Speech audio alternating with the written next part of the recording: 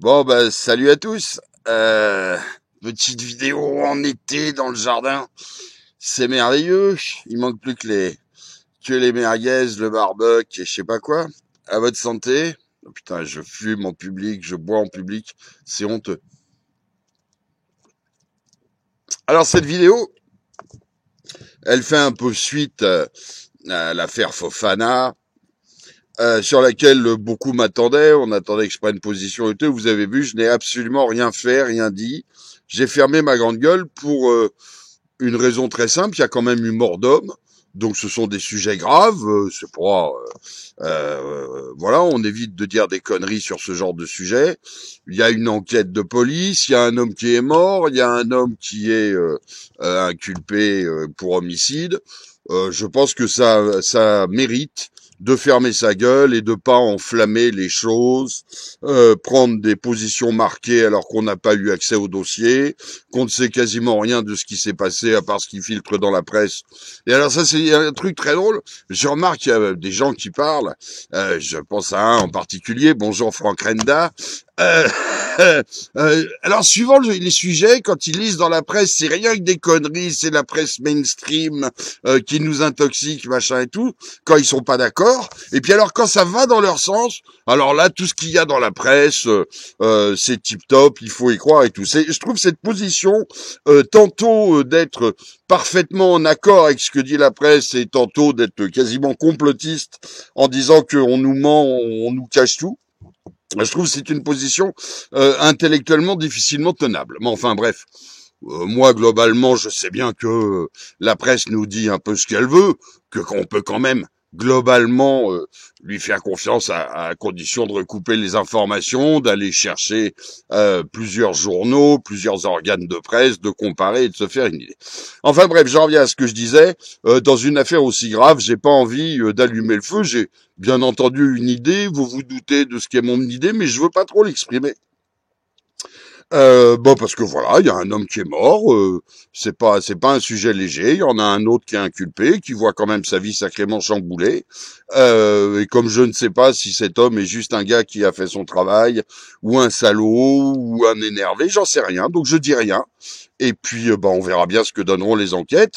Et à ce moment-là, on pourra, à mon avis, s'autoriser à parler. Pour l'instant, il est évident que je ne suis pas du côté de ceux qui foutent 4 jours d'émeute à Nantes et qui cassent tout. Ça, c'est évident, parce que même si le fonctionnaire de police a fauté, je ne sais pas, je n'en ai aucune idée.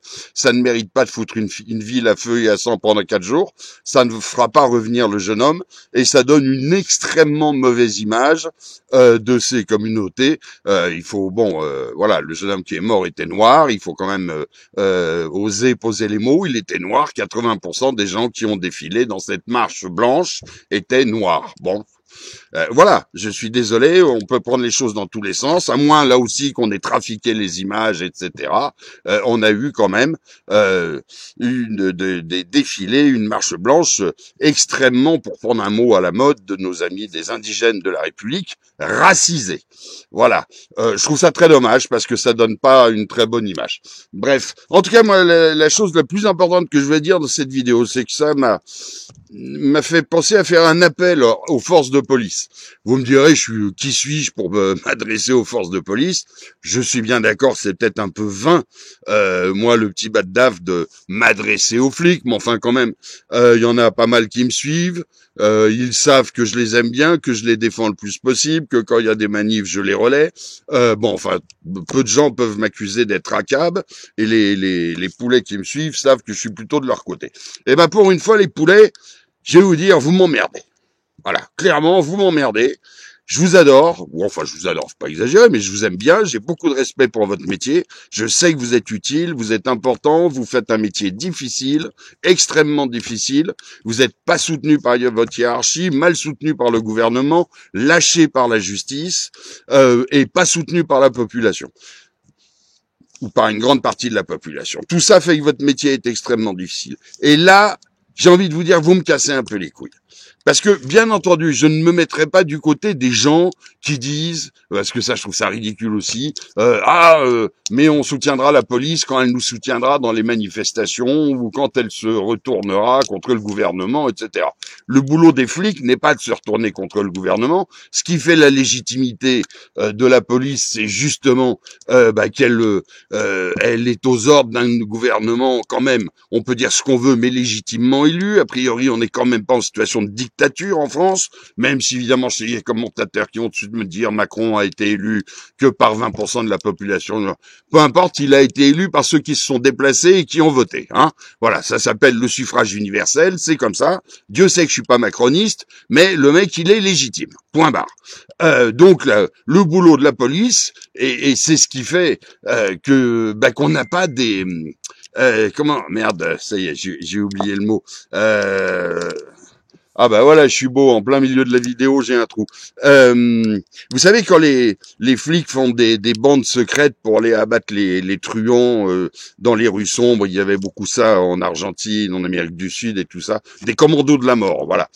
Bon, il faut savoir, si on veut une police parfaitement légaliste, légitime, qui obéit aux ordres du gouvernement, ou si on veut des fous furieux qui décident que maintenant ils vont faire le ménage eux-mêmes. Même si la solution, bon, je me dis quelquefois qu'elle me déplairait pas trop, il faut quand même pas déconner, on peut pas espérer ça dans une démocratie. Là encore, c'est pas la peine de me mettre des messages pour m'expliquer que c'est pas la démocratie athénienne.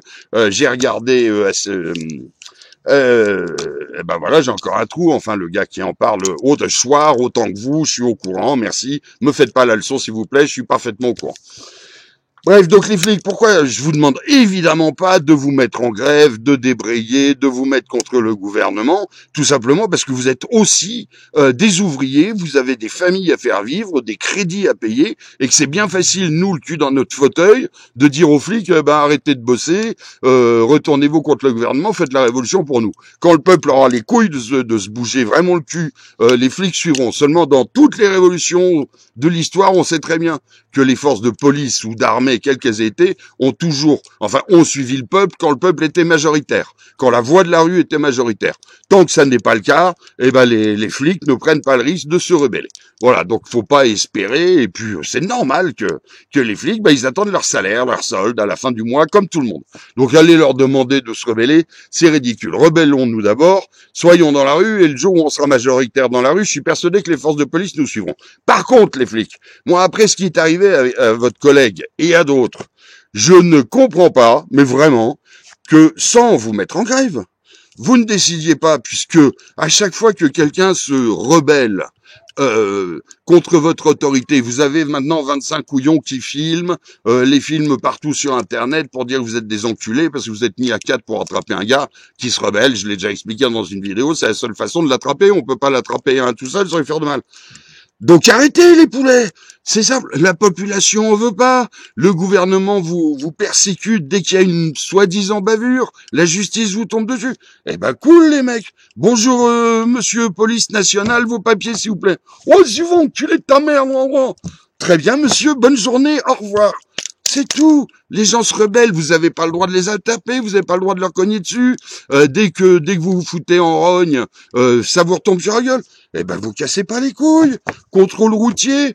Tiens, comme ça, bonne journée, monsieur. Il n'y a pas de problème. Police nationale, on est là pour se faire cracher à la gueule. Je vous en prie, ayez une bonne journée. Et puis, voilà, délinquance, trafic de drogue. Vous avez de la drogue sur vous, excusez-moi de l'avoir vu. Elle est bonne, c'est tout, arrêtez.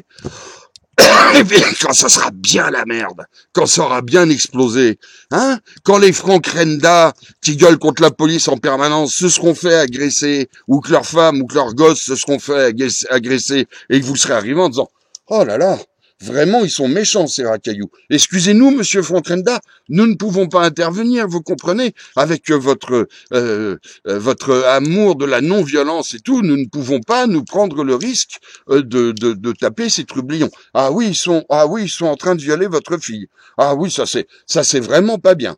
Voilà. Et puis vous repartez, je grossis à peine le trait.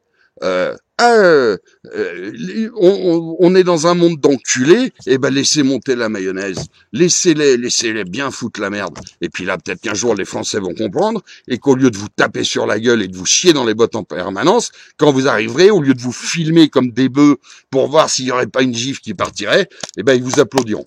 Voilà. Et moi, j'ai envie d'être dans un pays où on applaudit la police, et pas dans un pays où on lui crache dessus. Et ben voilà, j'ai dit ce que je voulais dire. Je vous souhaite bonnes vacances à tous. Salut les gens. Et n'oubliez pas, les flics, si vous me voyez sur la route, vous me demandez mes papiers, je vous fais oh, et puis vous me dites bonnes vacances, monsieur Baddaf. Allez, salut tout le monde.